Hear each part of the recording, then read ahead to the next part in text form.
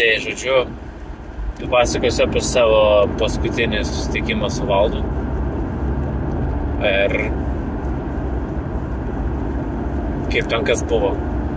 Žodžiu, trumpai, tai pirma susitikimo dalis, kaip visada, valandą pramegau, daugiau mažiau. Tada atsibudau ir toks labai keistas jausmas buvo. Toks pajutau, kad kažkaip keista buvo, kad yra minčių.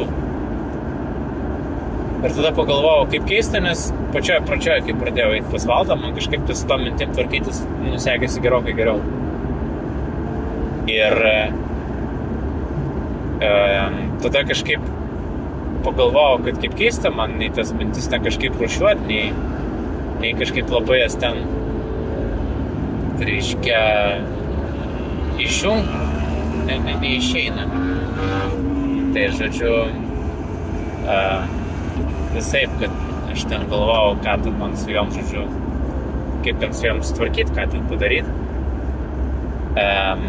Ir staiga atėjo galva tokia mintis, kad reikėtų pabandyti man išjungti ne pačias mintis, o tą minčių generatorių. Ir tada pradėjau galvoti apie kokios yra tos pagrindė mano mintis ir, žodžiu, kaip pasakyti, kaip jos, apie ką jos ir kaip, iš kur jos atsiranda ir taip toliau. Ir tada supratau, kad 90% mano tų minčių yra būtent apie proceso optimizavimą, apie žodžiu statybas, apie verslo optimizavimą, apie visus tokius dalykus. Ir tada vėl atėjo dar toks kažkoks suvokimas, kad realiai tai yra viena iš tų tokių prisimtų vaidmenų. Ir tas vaidmuo, kuris vis dar yra, ta prasme, labai ryškus, šitos visus momentus ir kuria. Ir tada pabandžiau aš išjungti, žodžiu, ir tą inžinierių, ir tą verslininką, žodžiu. Ir va tą pačią sekundę įsivyravo tokia visiška tyla. Ir laukas pradėjo plėstis. Tai plėstis per visą mišką, per labai taip stipriai. Ir iš karto atsirado tas vaizdas trečiojo asmens, kaip per ekraną, bet taip kažkaip kitaip negu visada. Tai buvo toks labai keistas ir labai malonus jausmas. Tokia visiška euforija.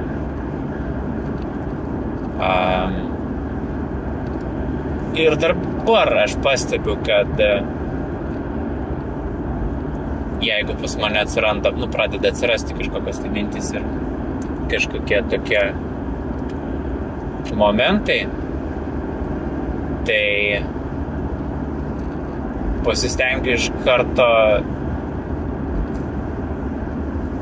panaikinti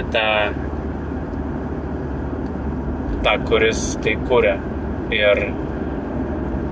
Ir vat kaip tik ta praktika, kur Valdas va čia man atsiuntė man tada vakar ir šiandien, kur kas tai suvokia ir labai